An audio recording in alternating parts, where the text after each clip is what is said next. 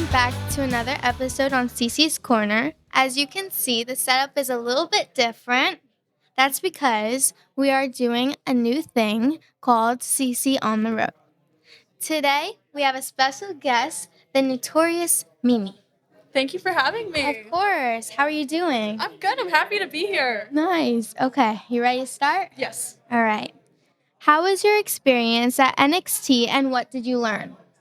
My experience at NXT was absolutely so fun. It was something that felt like it was out of a dream. It's a surreal moment to walk in somewhere that's got all these giant signs that say WWE Performance Center. You're like, this is what I grew up loving, and you finally get to be a part of it. And as far as what I would say I took away, I think the biggest thing I took away was from watching a lot of their live events, which is you can do a lot of great wrestling, but what people will really take home is the fun moments that the crowd can get involved in, the stuff that the people around you can enjoy. Nice.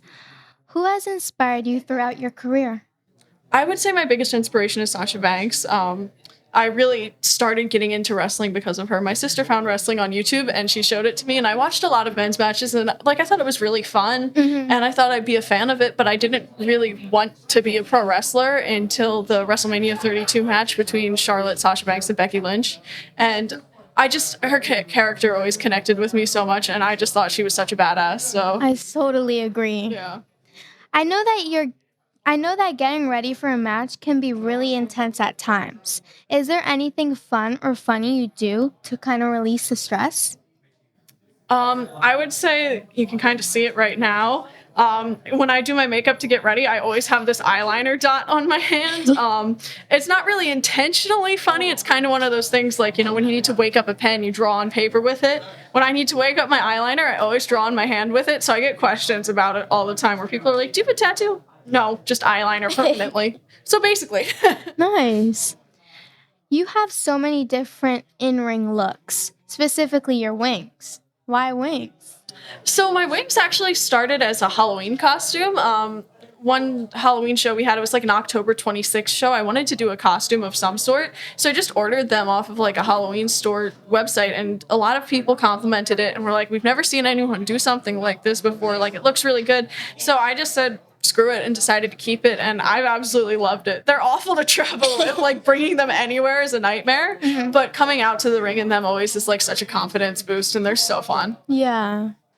I've seen you participate in CFU. Can you tell us a little bit about that? It's definitely an intimidating experience. It's a lot different from a traditional ring, being that it's in a cage and, we've got the gloves and the mouth guards, but it's a similar locker room of girls to a lot of places that you'll see that are normal independent wrestling shows. And I have some background in Taekwondo, so even though it was intimidating, I felt like it was somewhere I fit in decently. And the past few shows I've done have been such a blast. And I think some new tapings are going to be coming out soon, so definitely keep your eyes peeled. I saw the trailer of Monster Factory on Apple TV. Okay. Can you share with us that experience? We love a researched queen. It was crazy because, in indie wrestling, there's film crews and there's camera setups and stuff like that, but there's nothing near what the grandeur of the setup that Apple TV has. Is we got the mic packs and the big cameras, and I filmed some stuff at my old home on my childhood horse, and they follow us around on a golf cart with this giant camera. It was a really cool experience, and I'm so excited for everyone to see it because I really think they did a great job putting the show together. Yeah, I can't wait to watch it. I'm so excited too. What advice would you give anyone that wants to pursue the business of professional wrestling? Do it for the journey, not the destination.